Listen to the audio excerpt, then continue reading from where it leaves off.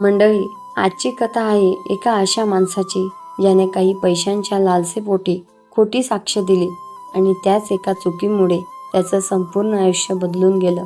एका गावात सुरेश नावाचा माणूस राहत होता. तो स्वभावाने वाईट नव्हता, पण पैशांचा खूप लोभी होता. एक दिवस गावातील 2 शेतकऱ्यांमध्ये जमिनीचा वाद झाला. एक होता रामू, गरीब, प्रामाणिक आणि मेहनती. दुसरा होता धनराज, श्रीमंत, प्रभावशाली आणि कपटी. प्रकरण न्यायालयात गेलं. धनराजला माहिती होतं की जमीन रामूचीच आहे, पण त्याला ती जमीन कोणत्याही किमतीत हवी होती. त्याने सुरेशला बोलावलं आणि म्हणाला, फक्त एकदा माझ्या बाजूने साक्ष दे, तुला 5 लाख रुपये देतो. सुरेशच्या मनात संघर्ष सुरू झाला. त्याला माहिती होतं की सत्य काय आहे, पण पैशांचा मोह जास्त मोठा ठरला. न्यायालयात त्याने खोटी साक्ष दिली. निरपराध रामू हरला. त्याची जमीन गेली. काही महिन्यात रामूची परिस्थिती खूप वाईट झाली. त्याची पत्नी आजारी पडली. मुलांचे शिक्षण थांबले आणि एक दिवस तो गाव सोडून निघून गेला. सुरेशला मात्र पैशांचा आनंद होता. त्याने नवीन घर घेतलं, नवीन गाडी घेतली. लोक त्याच्याकडे पाहून म्हणत, वा, सुरेशचं नशीब बदललं. पण कर्माचा हिशोब शांतपणे लिहिला जात होता. काही वर्षांनी सुरेशचा मुलगा मोठा झाला.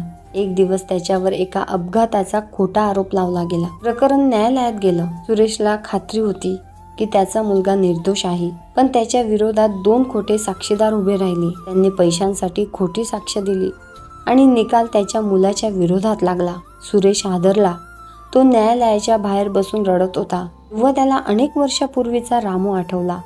त्याला समजलं, आज जे त्याच्या मुलासोबत घडलं तेच कधी काळी त्याने दुसऱ्याच्या मुलासोबत घडवलं होतं. तो घरी आला. रात्रभर झोप लागली नाही. पहिल्यांदाच त्याला पैशांपेक्षा सत्य मोठं वाटू लागलं. दुसऱ्या दिवशी त्याने रामूचा शोध सुरू केला. खूप प्रयत्नानंतर तो एका छोट्या गावात सापडला. रामू आता म्हातारा झाला होता. सुरेश त्याच्या पायावर पडला. रडत रडत म्हणाला, मला माफ कर. माझ्या एका खोट्या साक्षीमुळे तुझं आयुष्य उद्ध्वस्त झालं. रामू काही क्षण शांत राहिला आणि मग म्हणाला, मी तुला कधीच शाप दिला नाही, कारण मला विश्वास होता की न्याय उशिरा होईल, पण होईल नक्की. हे ऐकून सुरेशचे डोळे भरून आले. त्याने रामूची आर्थिक मदत केली, त्याच्या मुलांच्या पुनर्वसनासाठी प्रयत्न केले आणि उरलेले आयुष्य लोकांना सत्याचं महत्त्व सांगण्यात घालवलं. मंडळी, गरुड पुराणमध्ये सांगितलं आहे की खोटं बोलून, फसवणूक करून किंवा अन्याय करून मिळवलेला फायदा काही काळ टिकू शकतो, पण कर्माचा न्याय कधीच चुकत नाही. आज आपण कोणाला दुःख देतो, उद्या तेच दुःख वेगळ्या रूपात आपल्या समोर उभं राहू शकतं. म्हणून सत्याची साथ कधीही सोडू नका, कारण खोटं काही काळ जिंकू शकतं, पण शेवटी विजय सत्याचाच होतो. लक्षात ठेवा, कर्माचा हिशोब लिहायला कोणत्याही न्यायालयाची गरज नसते.